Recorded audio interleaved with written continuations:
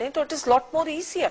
Rather than कि फिर वो अरकान ये कहते हैं कि फ्लोर पे कि जी हमें तो इत्माद में नहीं लिया गया। तो बेहतर ये होता है इत्माद में कि वो पहले पार्टी लेवल पे डिस्कस करें, उस इशू को पार्लियामेंट में लाएं और फिर जो मेजॉरिटी जिसको सपोर्ट करे उसके तहत वही इम्प्लीमेंट होना चाहिए, वही लॉ बनने चाहिए। एक और जो चीज एज ए स्पीकर जो आपसे एक्सपेक्ट करते हैं लोग वो ये है कि आप एक बिल्कुल इम्पार्शल रोल अदा करें और आप पार्टिजन बल्कि पार्टी पॉलिटिक्स से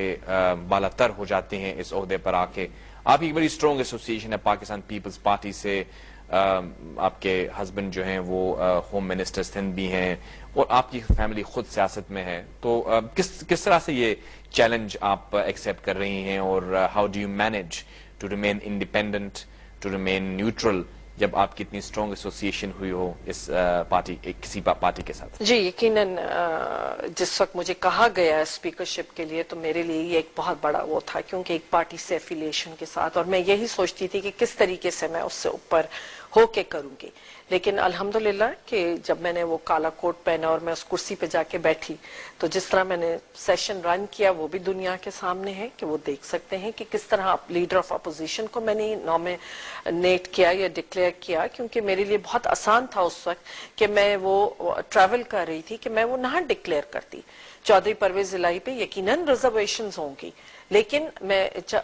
नहीं डिक्लेयर करती, उसको रोक देते, क्योंकि पिछले अगर उठा के देखें तो जितनी दूसरे पार्लियामेंट रही हैं या हुकूमतें रही हैं किसी ने पहले दिन डिक्लेयर नहीं किया, मैंने पहले दिन डिक्लेयर किया। और उसके अलावा जब भी कोई ऐसे इश्यूज आए हमने पूरा अपोजिशन को मौका दिया। आज इस दफा की बजट स्पीच में कभी भी अगर पास में देखें कि 2 घंटे कभी भी अपोजिशन के पार्लियामानी लीडर्स को या कभी इतना बोलने नहीं दिया गया जितना इस दफा बोलने दिया गया, और भरपूर तरीके से उन्होंने हिस्सा लिया और 229 मेंबर्स ओवरऑल बोले हैं बजट में, और उसमें बहुत बड़ी तादाद अपोजिशन की बोली है जो इससे पहले कभी मौका नहीं मिला। और आपने भी अभी जितने सवाल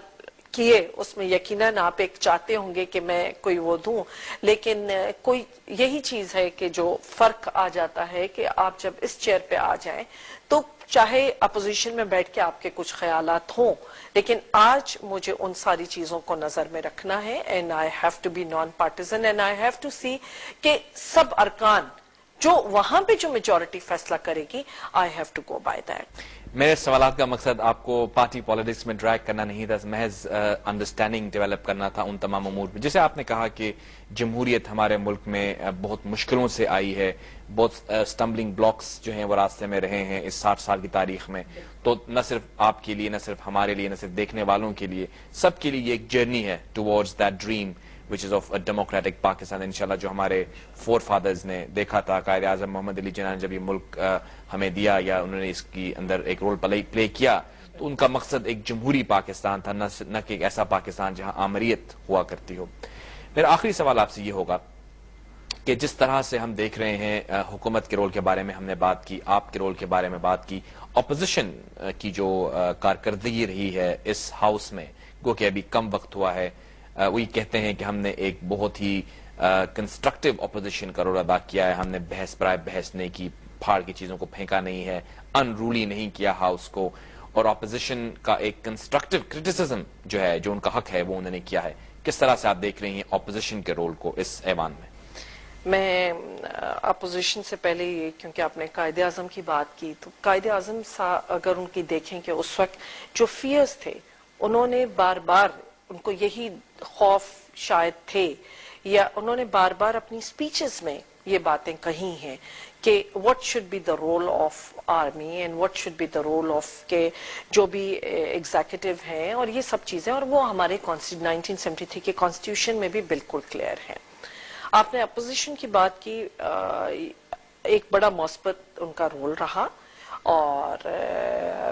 बहुत मुझे खुशी है क्योंकि ये आज पार्लियामेंट पूरी दुनिया देख रही है थ्रू मीडिया, हम इसको लाइव भी दिखाते हैं। और दूसरा अवाम की, जैसे मैंने कहा कि सिर्फ ये जिम्मेदारी ट्रेजरी बेंचेस की नहीं है, ये बहुत बड़ी जिम्मेदारी अपोजिशन की भी है, क्योंकि बार बार ڈیریل کرنے سے جو کرائسس میں آج ہمارا ملک ہے اس کے ذمہ دار وہی وہ پروسیس ہے جس کو ڈیریل کر دیا جاتا ہے. تو اس لیے چاہے اپوزیشن میں ہوں یا ٹریجری بینچز پہ ہوں، ان دونوں پہ بہت بڑی ذمہ داری ہے کہ پارلیمنٹ کی بالادستی کی بات کریں، مضبوط پاکستان کی بات کریں. صرف یہ کہہ دینا کہ ایک ہر اپنے مطلب کے ایشو کو نیشنل ایشو بنا دینا از ناٹ رائٹ. ہم کو دیکھنا چاہیے کہ اگر کس طریقے سے ہم نے اس کی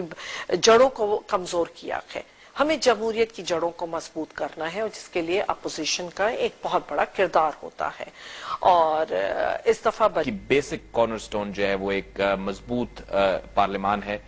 کو کہ 3 ستون ہوا کرتے ہیں کسی بھی ریاست کے، لیکن پارلیمان وہ ادارہ ہے، وہ انسٹیٹیوشن ہے جہاں عوام کے نمائندے بیٹھتے ہیں اور عوام کا راج یا عوام کا جو اقتدار ہے وہ اسی پارلیمان کے ذریعے اسٹیبلش ہو سکتا ہے. ہم امید کرتے ہیں کہ ہماری پارلیمان مقتدر پارلیمان بنے گی اور تمام فیصلے ایوان میں ہوں گے. اسپیکر صاحبہ نے ہمیں ایشورنس دلائی ہے کہ وہ انشور کریں گی کہ پارلیمان مقتدر ہو، اپوزیشن اپنا رول مثبت انداز میں ادا کرتی رہے اور حکومت وہ فیصلے کرتی رہے جو عوام ان سے توقع کرتے ہیں. آپ کا بہت بہت شکریہ، آپ نے ہمیں جوائن کیا. ویورز آپ کا بھی شکریہ. اگر آپ اس پروگرام کے بارے میں یا اسپیکر صاحبہ سے کوئی سوال کرنا چاہتے ہیں تو آپ ہمیں ای میل کر سکتے ہیں on javedmalik@ary1world.net. Until next time, this is me, Javed.